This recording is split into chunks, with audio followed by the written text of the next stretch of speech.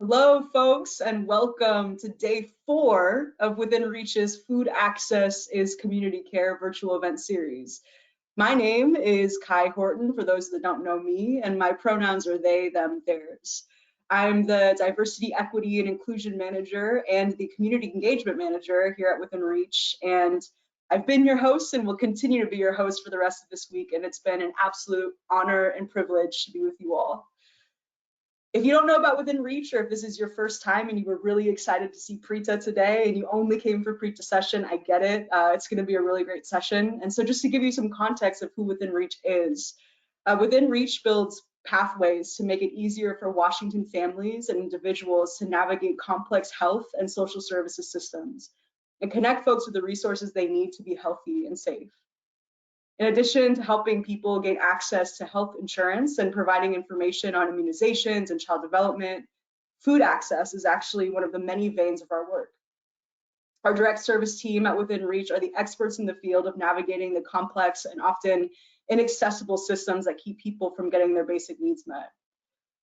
We recognize that we're not alone, though, that there's this vast network of amazing humans doing food access work alongside us, and we wanted to celebrate that. So over the course of this week, so far you've heard from amazing people like Joy Hollingsworth and Roxana Pardo Garcia and Melissa Miranda, and today we're going to learn about food justice from Preeta Lal. I want to express my gratitude to our partners at Safeway for helping make this series happen, and to the entire team at Within Reach for your unwavering support and your commitment to this deep work every day. And so today I have the absolute honor and privilege to introduce you to an amazing human who's doing this work alongside us. Her name is Preeta Lal. Preeta's pronouns are she, her, and she is a faculty member in food justice and food policy at Evergreen State College. Her interests include intersections of food and environmental justice, social movements, Black studies, solidarity economics, cooperative education, and community-based learning. She has a PhD in sociology from the State University of New York at Stony Brook and holds a certificate in urban agriculture from Farm School, New York City. She co-authored a chapter in the recently published book titled A Recipe for Gentrification: Food, Power, and Resistance in the City. That featured her doctoral research on the relationship between urban agriculture and gentrification. Preeta is also the faculty sponsor of the collectively run student cafe called the Flaming Eggplant, which has served as an incubator for cooperative development in the South Sound area for the past 10 years, and a source of ethically produced food on campus. Preeta, I am so grateful to be with you today. And with that, I'm going to pass the mic to you. All right, thank you, Kai. So you can hear me, right? Okay, I'm assuming so. I think everything is sharing. So I'm really excited to be here too. Thank you, Kai, and to the whole team at Within Reach for organizing this. All the speakers, this whole event this week just looks really amazing, and I'm very grateful and honored to be part of it. So let me share my screen now.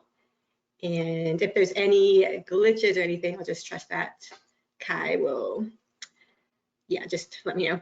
So, okay, let me get my screen, my slides going. So, okay, so the name of this presentation, just building off of the theme of the webinars this week, Food Access is Community Care. I'm just be talking about what I'm referring to as food justice kind of 101.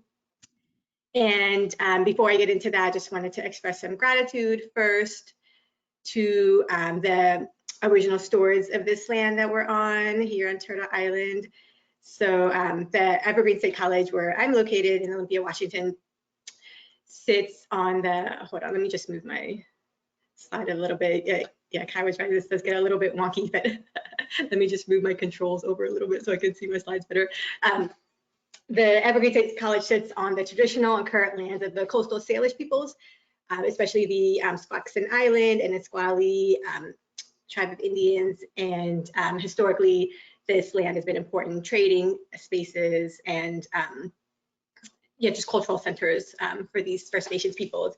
And really expressing gratitude when we think about food justice. We really center the knowledge of Indigenous peoples and Black peoples and other communities of color, people have been most directly impacted by these systems of oppression. And when we think about like agroecology and like regenerative agriculture, it's really building off of the knowledge of Indigenous peoples and just their expertise in land management that's really allowed the land and waters of the Northwest to be as beautiful and biodiverse and bountiful as it is.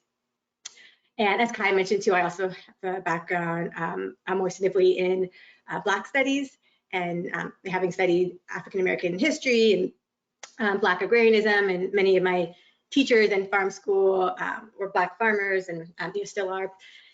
And so just to really also acknowledge the stolen labor of Black people, Black women in particular, that's built the economy that we're in today. And so really expressing gratitude as well for Black people's acts of resistance and movements for liberation and freedom that have really inspired the work that food justice activists are doing today as part of a legacy of those traditions. And before I get into what is food justice, I wanted to give a little bit more about my own story. In the research I do with my teaching and my more academic research, storytelling is a really important part of our work. And we also call it, in more academic term, like one's positionality. So kind of reflecting on one's, how one's position in society and kind of how one relates to the work that they're doing. So for me, I'm the child of immigrants. My parents migrated to the US from India in the 1970s, and I was born in New York City, but then raised in the South, the Southeastern United States. And I went to college in New Orleans as an undergrad, and I got to do these Undoing Racism workshops organized by the People's Institute for Survival and Beyond. And I also did a lot of community-based learning in the different public schools in New Orleans.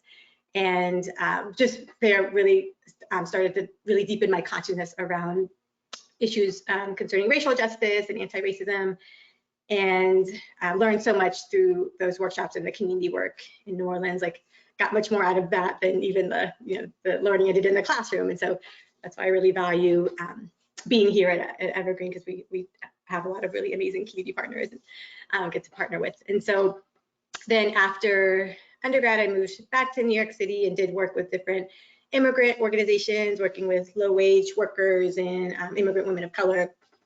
So one of the organizations I worked for was featured here in the upper right-hand corner, the National Employment Law Project. I was a paralegal, and it was sort of my first exposure to workers in the food system.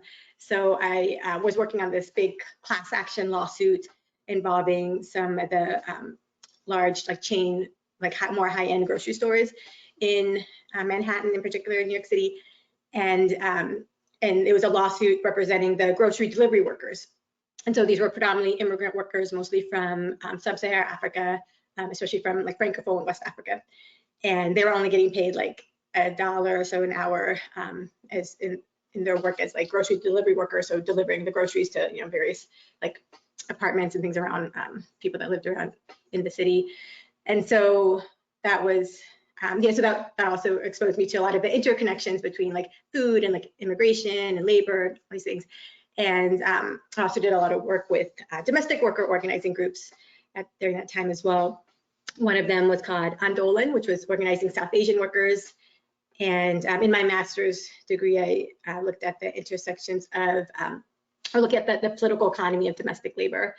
And so there's a lot of, again, similarities between both the histories and the working conditions that domestic workers experience and different food workers as well, particularly farm workers, in terms of having a shared history going back to the period of enslavement. And then I started to get more interested in what now we call healing justice work, but I got connected to a group in the South Bronx called Casa Atabe Sache, which we translated to the House of Women's Power, and women we spelled with a Y, so a non-binary way of understanding women. And so really I got connected to Casa. Casa did work that was linking spirituality and social justice. And we did these healing circles with women of color that really drew upon various earth-based modalities from the various cultures that we all represented. And so for me, I felt like that was, I had a yearning to do more, like kind of connecting more with the earth and doing more healing work, because I was just noticing how the impacts of structural oppression on communities, and that we just needed to do work that was deeper than simply just like changing, like making demands for like economic justice or changing the material like lives that we're in, but really kind of like getting at more of the spiritual aspects as well. And then that sort of connected me. I got really like interested in again, like working more with the earth and plants. And when I was in grad school, I took a seminar on environmental justice that was very impactful, and but also very depressing. And so kind of, again, still having more yearning to get connected to solutions. And while I was in grad school, there was a program called Farm School in New York City that was just starting at that time. It was the first school of urban agriculture, and it was started by actually a USDA grant, the part of the Beginning Farmer Ranchers Development Program. And so I was in that sort of initial pilot class with that, and just really fell in love. So some of the images, like in the upper left corner and the bottom right corner from Farm School, and I just really like felt the most alive when I was in those spaces. We took classes with various urban farmers and community gardens all over the city, all over the 5 boroughs, different urban farms and gardens around the city, and also outside the city too, in like upstate New York and in New Jersey. And so, and yeah, so that really kind of, you know, sometimes I tell my students, once you get bitten with the farming bug, then you just like, you can't turn it off. So, so that's kind of the path I've been on. And then one of the things that community members were saying a lot that I kept hearing over and over again was that, you know, like longtime community members, particularly African-American people, other communities of color, like Latinx people, would build these gardens in their neighborhoods as a way to reclaim their spaces from a lot of disinvestment that was happening, like through like decades of like redlining and like the similar kind of policies that I'll talk about in a moment. And so they would build these gardens as a way to reclaim their spaces. And then what would happen was outsiders would start to come in, and then like real estate developers would start to come in, and then you know, development would happen in those neighborhoods, and then the people that helped to like build the gardens and, you know, clean the neighborhoods up would then get displaced. And so that what community members were saying, that was something that was really missing in a lot of the gentrification sort of scholarship, the academic literature. And so really centering the role of the communities and kind of seeing like their agency in that process, and how gentrification wasn't just about displacing people, but also about like appropriating community built wealth in terms of like gardens that would get forsaken to developers and things like that. So, so yeah, I'll touch on some of those pieces as well in my presentation today. And then, yeah, I also wanted to list, I always like to give thanks to some of my teachers that were really impactful. So also when I was in grad school, I got to work with Robin D.G. Kelley, who's a well-renowned like scholar, activist in African-American history. And that was also very like life-changing educational experience for me to be able to work with him. And a lot of the understandings I developed through studying Black movements with him kind of shaped my analysis and teaching and what I'm bringing today. And so, yeah, so thinking too about what, you know, what is food justice? So the name of this presentation is Food Justice 101. And so looking at the organization Just Food, for instance, which was originally it was the host organization for the farm school program I was in. So the way they define, you know, food justice, it's, you know, really it's about bringing power back to the people. Kind of thinking of it like a simple way to describe it, that right now we have a food system where power is very much concentrated in the hands of a few corporations.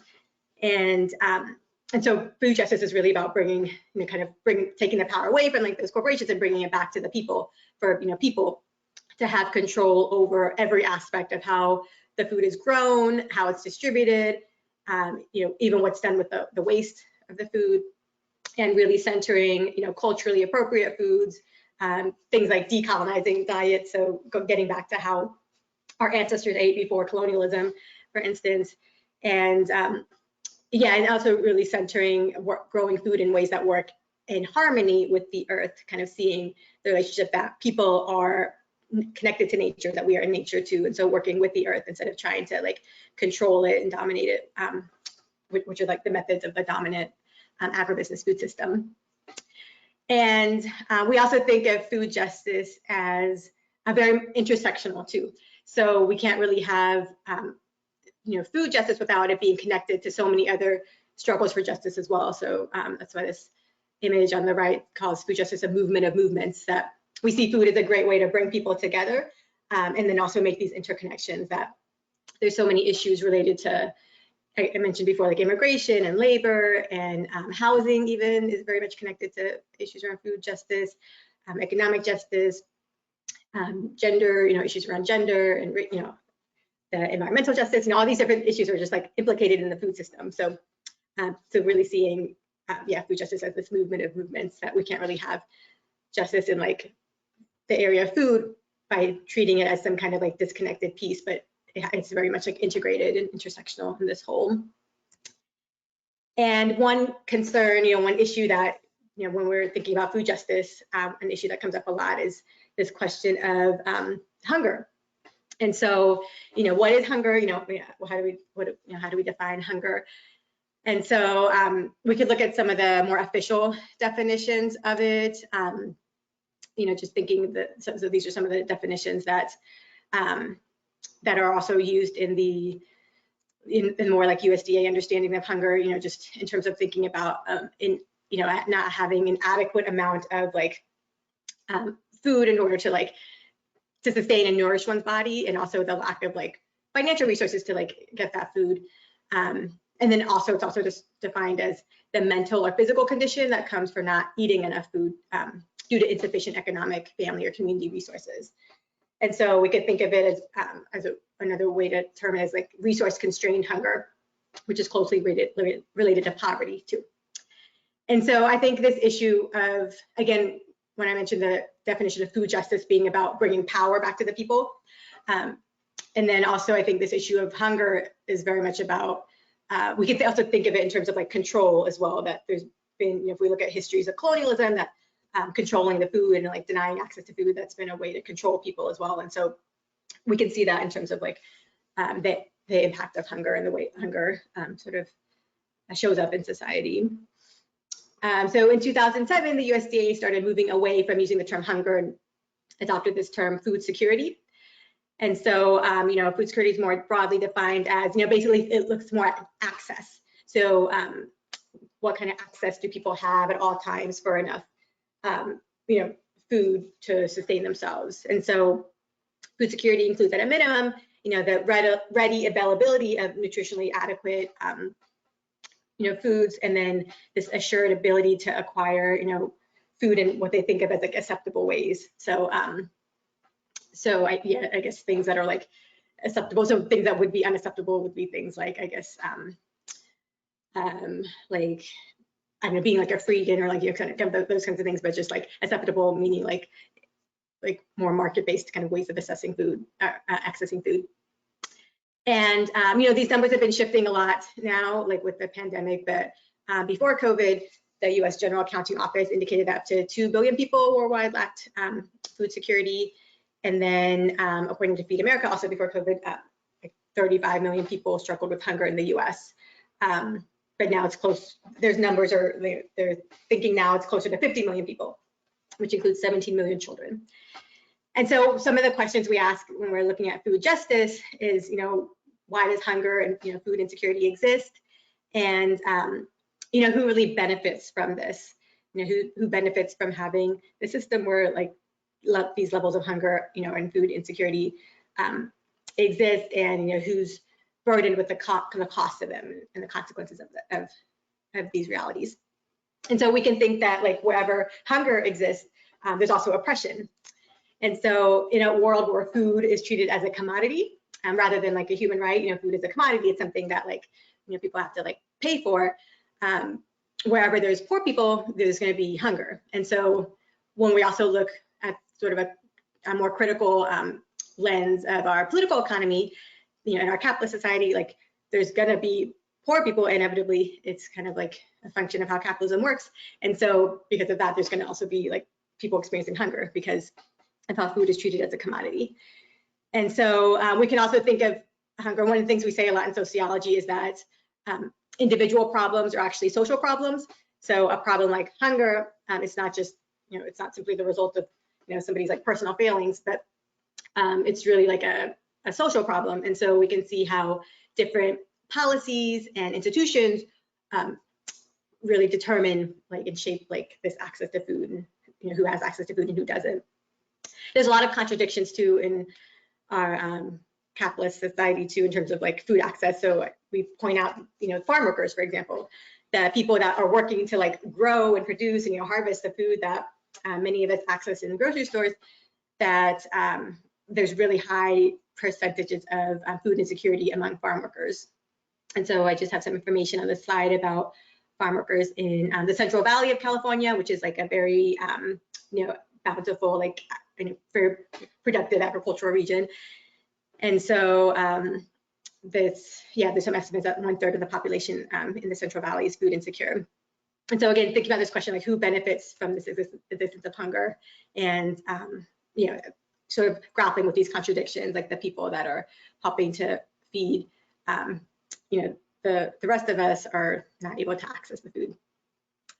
Also thinking about how like food or hunger is a social construct, that it's created by policies in our society.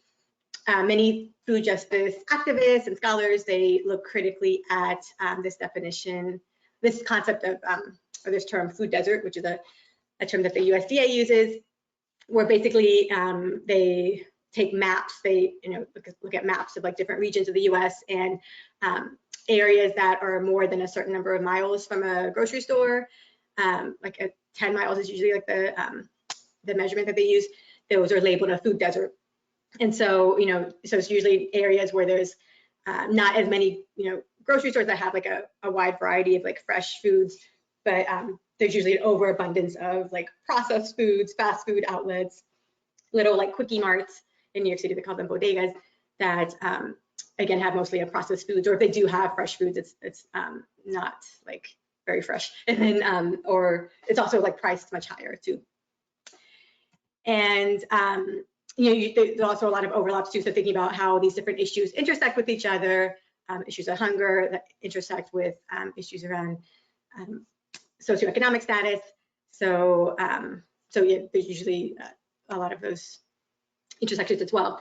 And so food justice activists find like this term food desert to be problematic because by using the term desert and sort of referencing like these like natural like landscapes that exist in nature, that somehow they were just like created that way. They're just like a part of like reality, but in actuality, they're not natural. These food desert areas were created by policies, and so so activists prefer the term food apartheid, which really emphasizes the structural causes of these areas that lack access to fresh food. And so looking at the ways policies that are created by people produce these, quote unquote deserts. And so it's not a natural phenomenon. So things like we could look at like at the national level, farm bill policies that provide a lot of subsidies and different benefits to big industrial farmers to produce like these commodity crops that are used in like the various processed foods to create artificially cheap food, to even local level like zoning laws, like why so many fast food outlets are given permits in like concentrated areas. Like these are all like some of the ways that we could look at the way policies create these quote unquote deserts. And so these are some maps from the CDC. So the top one is what they refer to as the food desert map. So you can see places where so actually the measurement that they're using is no supermarket, and also where a lot of the people that live there don't have access to transportation within 1 mile. So I think I mentioned 10 miles earlier. There's different measurements depending on if it's a rural area or an urban area. But so yeah, so you can kind of see where the darker colors show there's a higher concentration of these food apartheid areas. And then just to see kind of how it matches or overlaps with other maps. So on the bottom, the bottom map is a diabetes map, also from the CDC, and kind of shows where the darker color also shows a higher concentration of rates of diabetes. And so we can notice similarities there too, like areas where there's more food apartheid happening, there's also higher rates of diabetes. And so again, just thinking about the intersections of these different issues. So again, sort of outlining why we use the term food apartheid. I think just a major historical event that is important to understand, that has helped kind of shape like why some neighborhoods lack access to fresh food comes from what we call like the golden age of capitalism from studies in political economy. But there's this period of redlining that occurred, after World War II. It was actually part of like the New Deal programs that did a lot to help create like different safety nets that benefited many, working people in the U.S., particularly white people, but they also had a lot of like racially exclusive programs and things. And so redlining was something that in many of the government documents that from some of the different programs, New Deal programs that were establishing like loans for people to buy houses with, some of the different manuals that the government created had these maps where basically they would like color code different neighborhoods. And so if they were designated, if an area was designated in red, then they were deemed like too risky of a financial investment, and so banks wouldn't give like loans to people that lived in those areas. And typically those were neighborhoods where Black people were living. And so it was this, we refer to redlining as this arbitrary practice of denying financial services and financial resources and access to financial investment to specific neighborhoods because those neighborhoods have a higher concentration of people of color or poor people. And this map on the slide has an image of what some of these maps that the government was producing, that the federal government was producing. This is a map of Philadelphia, but we can see this in like cities all over the country too. And so, yeah, so districts that were able to show that no people of color lived in them would get like lower interest rates, while neighborhoods that had many people of color were charged higher interest rates because they were considered riskier loans. And so therefore, there was less investment happening in those neighborhoods. And then what we see happening was that, before I get to that slide, what we see happening is that, over time, we start to see a lot more like disinvestment in the neighborhoods that were redlined. So, there's going to be less less investment in housing. The schools are going to be more substandard because like a lot of the funding for schools is tied to like property taxes, and if people aren't able to like access loans to buy their homes, there's less revenue for schools. There's also some things happening too when we look specifically at so this slide looks at what some of the policies that were happening in New York City when it came to redlining, but we also see like grocery stores starting to like leave a lot of the urban areas as well that were redlined and moving out to like suburban areas or areas that like had more access to resources so they could build bigger grocery stores and stuff. So we call it grocery flight. It's similar to the phenomenon of white flight. And so in New York City, the way redlining happened, so these are some policies that were happening in particular in the 1970s and into the early 80s. And they created the politicians and like many of the like financial sort of elite that were working on the city planning created these like blighted areas plan as a key policy that facilitated what was called planned shrinkage. These policies called planned shrinkage, where they were basically cutting off resources and investment to certain areas and then like siphoning more resources to other areas. So the neighborhoods that would get less resources were typically the ones where there are more people of color living. And so, the way they would designate certain areas as blight, and that would incentivize banks to, redline these poorer neighborhoods. And then the idea was that they were trying to like shrink the population of the people in these neighborhoods, like push out like the Black and brown people from these areas, so that way they could then redesignate, sort of bring back like investment into those neighborhoods through gentrification and sort of make these neighborhoods cater to the wealthy people. So that was sort of like the plan with these policies. What we see happening too in terms of food access, like I mentioned before, there was this grocery flight that was happening as well, and which led to this grocery gap. So grocery gap refers to this phenomena where wealthy neighborhoods would have 3 times the number of supermarkets as low-income neighborhoods. And the grocery stores that ended up remaining in those low-income, redline neighborhoods tended to be smaller, have less fresh produce, if at all, and were more expensive, which also refers to this phenomena called a poverty tax that people that live in these poor neighborhoods that have been disinvested in and redlined oftentimes pay more money for things like groceries and other like basic services. And these are some quotes from some different scholars and activists about kind of fleshing out what we mean again by food apartheid. So sociologist Josh Sabiga, who wrote a book called, yeah, I'm forgetting the title of his book now, but yeah, he's a friend and colleague that describes food deserts as this, as a term that emerged to describe a condition that to really challenge a more like what food activists refer to as a more like charitable way to support the, these issues around like food access, and instead to think about it in terms of the structural causes that are causing that lack of access to food.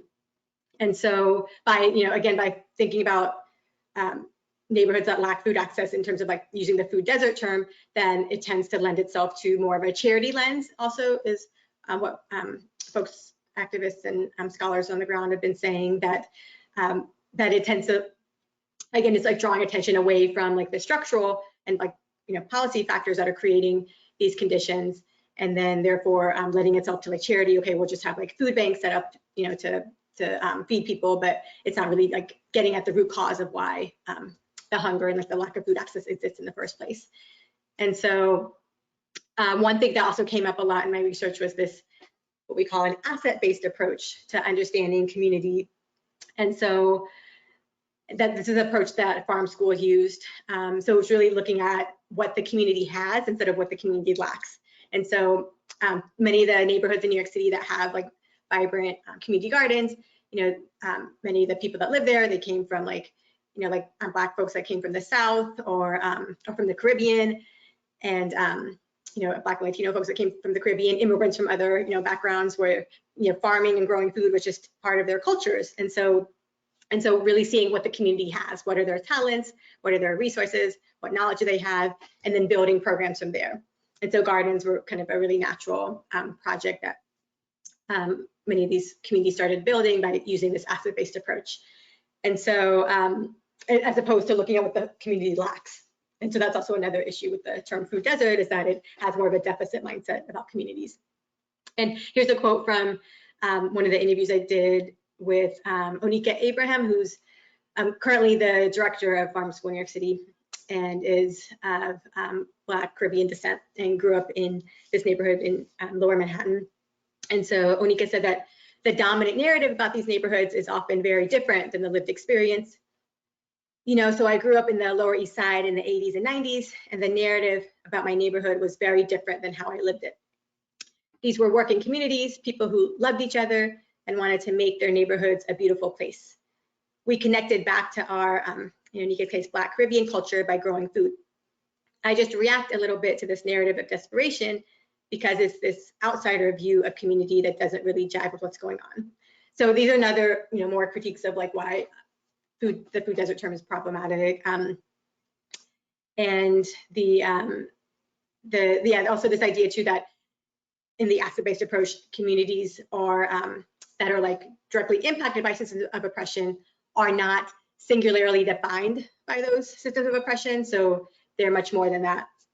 To use the words of Eve Tuck, a Native scholar that talks about engaging in more desire-centered research instead of damage-centered research. And so that's some of what this brings to. And so thinking about the assets of community, so there's a long history of Black agrarianism, and so many, when we think about like so many of the contributions or innovations in regenerative agriculture, we can tie much of it back obviously to like indigenous practices of growing food and like managing the resources, but also to many Black farmers as well.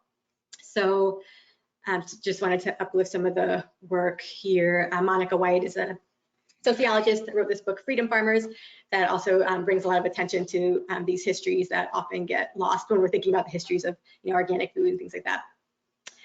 And so, and yeah, W.E.B. Du Bois is another very, probably like the most like preeminent like scholar activist of the 20th century.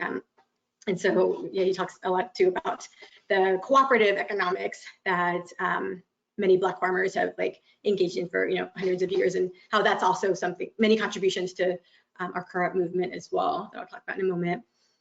These are some pictures from my research. So just thinking about the assets of these communities. Like these are some pictures of the early community garden movement in the 70s and 80s at when community members were reclaiming abandoned lots and building these gardens. And it was really like an act of reclamation, community members would say. So this is quoting Rashid Hislop, who at the time was the director of a city agency called Green Thumb that provided support to community gardens.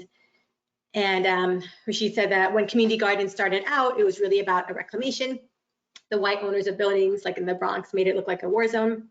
Community gardeners reclaimed space by starting a garden without any permission to do so on public land. I think that was important because it was an act of revolution against a system that clearly wasn't supporting the community.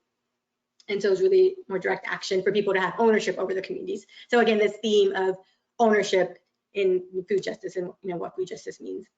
And again, I always like to point out how like the work that community members are doing today is always like building off of the work of groups that came before us. So I like to also uplift the Black Panther Party, that many of the people I interviewed in the different the early years in the different community gardens and urban farms in New York City were also part of some of these movements, the Panthers and the Young Lords. And there's like a mainstream image of the Panthers, being very masculine, like with their leather jackets and like with their like armed self-defense.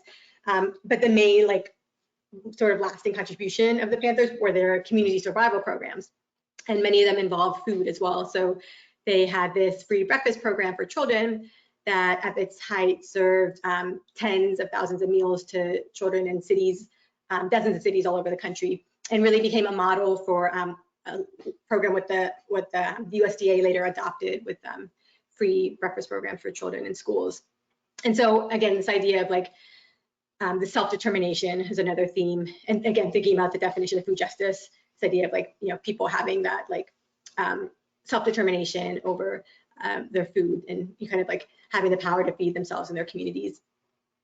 So I mentioned this asset-based approach already. So looking at what the community has rather than what they lack. And this also allows for more democratic control of community projects because it really centers the knowledge and experiences of the people most directly impacted instead of relying on outside experts to come in and try to fix the solution.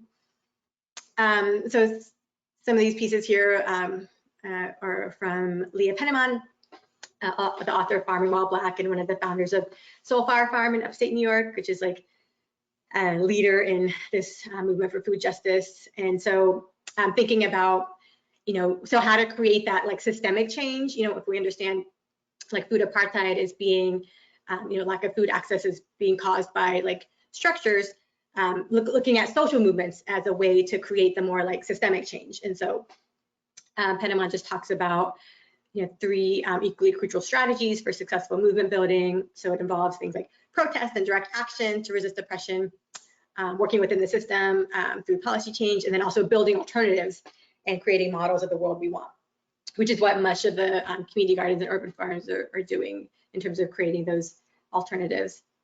And the political economist Jahi Chappell talks about this 3-legged stool of sustainability. So food justice, food sovereignty, and agroecology, which is the science and practice of growing food in a regenerative way that works in harmony with the earth, as being equally important. And yes, and then thinking too about the types of social change. So we can kind of think about change or transformation, which I like to use the term transformation. It gets a bit deeper, kind of like gets us to think more deeper at the root. That we can think of them as a continuum, sort of accepting the existing power relations towards efforts that are like really challenging the power relations. And so again, thinking about power as being a common theme, that food justice is about bringing power back to the people. And then the types of social change can either uphold the existing power relations or really challenge them. And so there's different examples of this here, direct services. Oftentimes, they're important because, when people have immediate needs that need to be met, yes, we need, a lot of these services, so that's important. but kind of thinking about it in the larger like movement sense, like how can, you know, sometimes some of the sayings people have, like the director of the food bank in Olympia, the Thurston County Food Bank would say, you know, oftentimes will say, you know, I want to work myself out of a job. Like ideally, you know, we'll create, we'll build a movement such that like my work and the work of the food bank is no longer necessary. And so kind of having that like longer term, broader vision as well. Advocacy, you know, involves, you know, making, pressuring, you know, again, elected officials or, you know, to create like fairer policies. And then community organizing is oftentimes the work that many food justice activists do, which can involve things like direct actions, you know, base building, political education, and then also that creating of the alternatives through these like self-determined, you know, projects. So if it's building community farms, food co-ops, time banks to share, you know, backyard produce, things like bartering, kind of getting outside of the market-based system that commodifies food, sort of treating food as a human right, and then bringing in more mutual aid. So it's like people, community members, like supporting each other. For some of those examples too of projects that help to shift some of the those power dynamics. Yeah, so I want to start wrapping this up now, but I did want to give some attention to when we're thinking about food justice and you know, really challenging the industrial way practices of agriculture, that a lot of it too is bringing back a different like framework, a different way of seeing food. So food isn't just this commodity that's like bought and sold and something that like companies make profit from, but it's a right, a human right, and it's also something that connects people to nature. And so, so I think this is like a powerful quote here from David Suzuki, an ecologist, that just to really encourage us to think about how to build our economies and our societies in a way that connects with the natural world, not these sort of man-made systems around like economics and technology. But and it's really centering traditional ecological knowledge, or the knowledge that indigenous peoples have had for thousands of years. So this idea that like we're all related, we're all interconnected, and really seeing, you know, when we think about like what makes a farm, like a regenerative farm, healthy, it's like diversity is a strength of that. And I think there's a lot of ways that like we as people in our like social spaces and institutions, we can learn a lot from nature. And so so there's sort of like different lessons from that here if we look at what I refer to as natural law. Also this idea of like 7 generations, so really thinking long term, like the decisions and actions we're doing today, how do they impact the next 7 generations, and how have like the previous 7 generations impact like where we are today. And so it really encourages more like slower, like long haul thinking and working, which I know in our day-to-day society can get kind of like, we can kind of miss, but like really embracing that as well. And then I think another major lesson from nature is that like relationships are mostly symbiotic, you know, mutually beneficial. And so we can think about like whether it's like, you know, the various soil critters, the earthworms, or like the honeybees and like flowers, and you know, just there's, you know, nature, a garden is filled with mutually beneficial relationships. And so how can you know, people also create that? And I think cooperation and building that cooperative and like the solidarity economy is a way to really apply that. Yeah, I'll just like kind of move through this part a little bit faster. I won't talk about like all of these aspects here, but Ronald Trosper, a scholar who studied the Coastal Salish people and looked at like what features of their pre-colonial society, what characteristics did like the Coastal Salish people practice that really allowed for their ways of living to be so sustainable. You know, that they lived for like their societies, you know, have been on this land for thousands and thousands of years in a way that like generated a lot of like abundance in the landscape and sustainability. And I think one major thing was like this idea of reciprocity is important. And also they had a very different notion of ownership too, that this idea of like private property ownership didn't exist in like these native societies. And so, you know, even though people still had like were considered, you know, stewards of the land, and they, you know, they had the right to use what they harvested from it, but nobody had the power to like sell property. And so I think adopting a lot of these native practices is really important when we're thinking about food justice.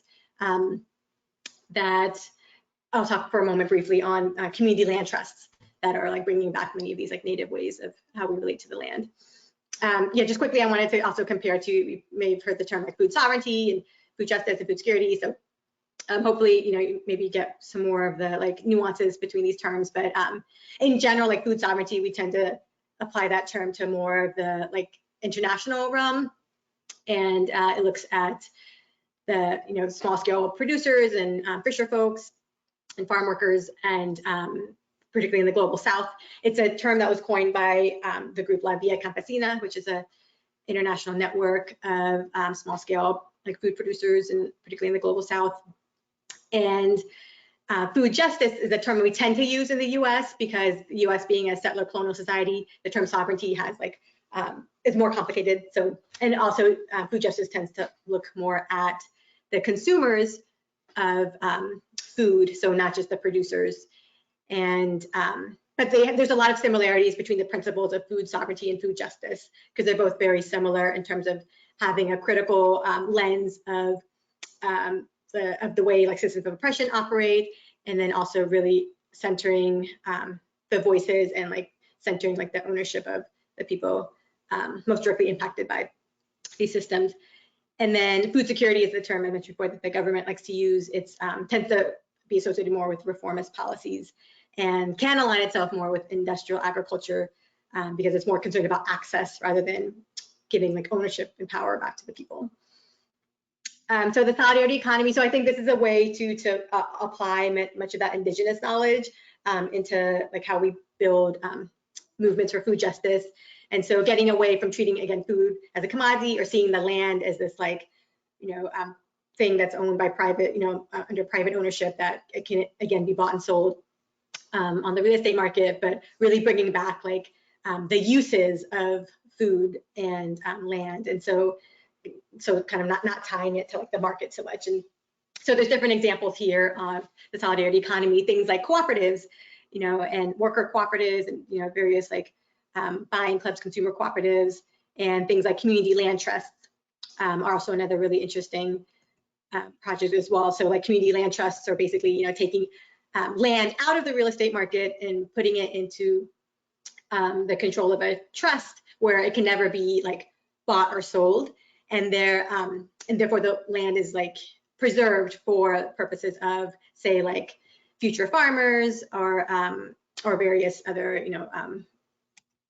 uses as well. But just sort of because again, like land is one of the like barriers for many beginning farmers today, that good arable like farmland is really expensive because land is treated as a commodity. But land trusts are one mechanism to sort of challenge that. And yeah, and then this slide just looks at how movement for food justice really cut across multiple issues, and food justice really has the power to like bridge so many of the divides that exist in our society today, because everybody eats, and so everybody, regardless of where they're at politically or their positionality, their identity, like I think everybody wants to eat the cleanest food that they can get access to, and so it's just a good way to connect issues and bring people together. Yeah, and then a lot of my research also showed too that food was a good way to like get people into the door, and then once people were there, then we could start to like make connections to other issues. And we found that with the community gardens that I was doing research in, that once people built a garden and were successful with that, then they would start to look at how to improve the schools in their neighborhood, how to improve the housing. And so again, just all these connections that food justice has the potential to really connect across these issues in that way.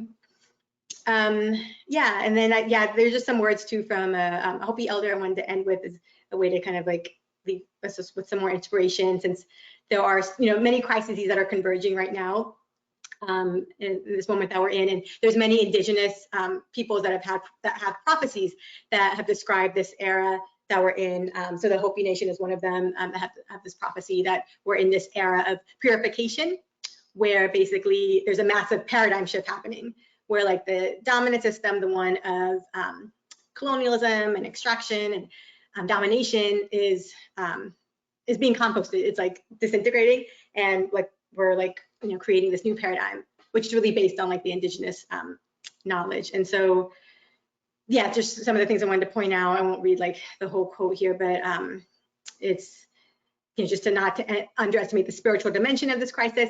Make sure to take care of yourself, because you take care of everyone at the same time.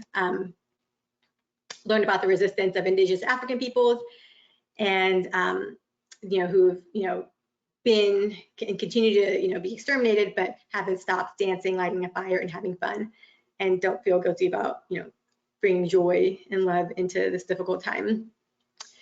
And yeah, that's just like we really need to be well and be strong during these times. So like always integrating spaces for like this, thinking about like community care being like one piece of like theme of our discussions this week, that as we take care of ourselves, we're also taking care of our communities, and really valuing that time to spend to nurture one's own like spirit as well is a very vital part of it. Whether it's like spending time in nature, cooking your own foods, spending time with friends, yeah, singing, dancing, resisting through art, joy, faith, and love. That good things emanate when we do that.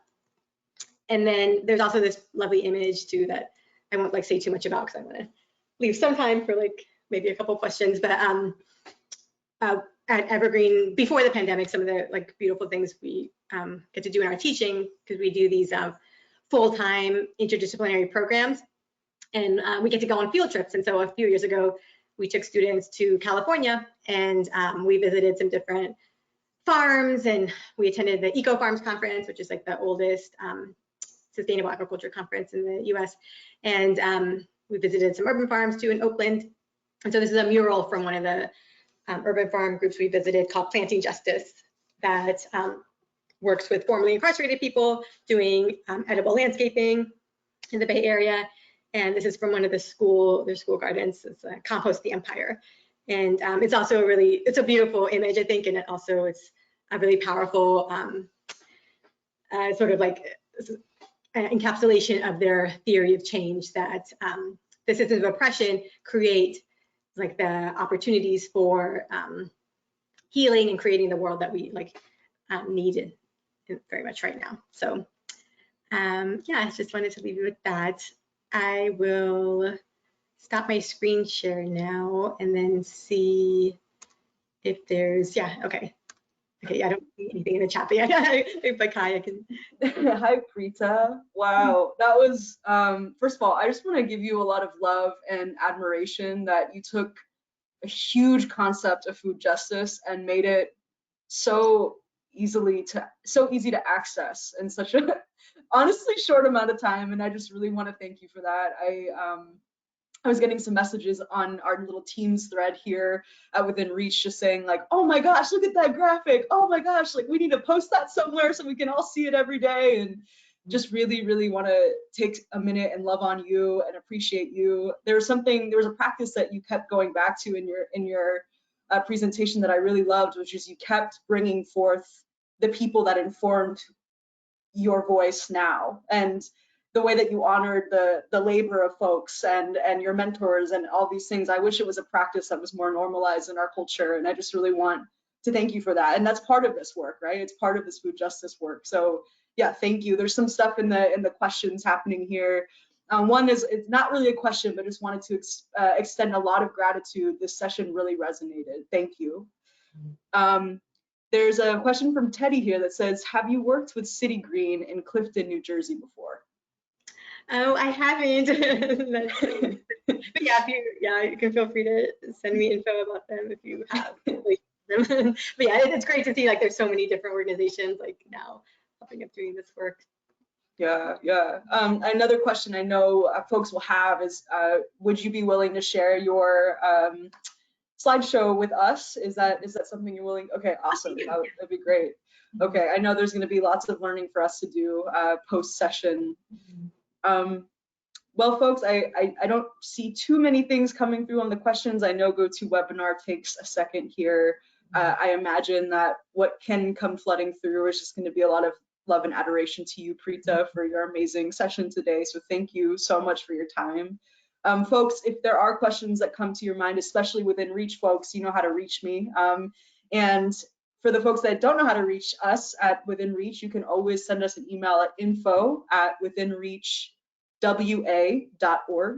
and we'd be happy to connect you with some answers for Preeta in case there's anything that comes up for you as you process and digest this beautiful session.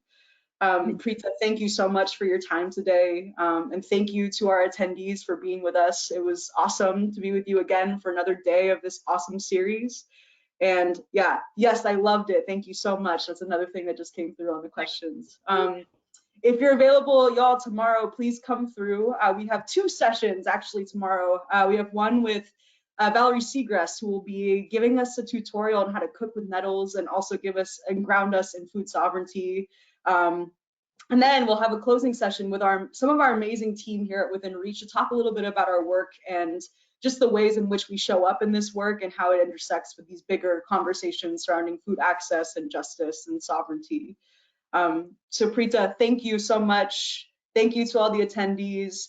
Great presentation. Thank you for your time. It's another thing I just read. Have a great day, y'all. Take really good care. We'll see you tomorrow. Thank you, everybody.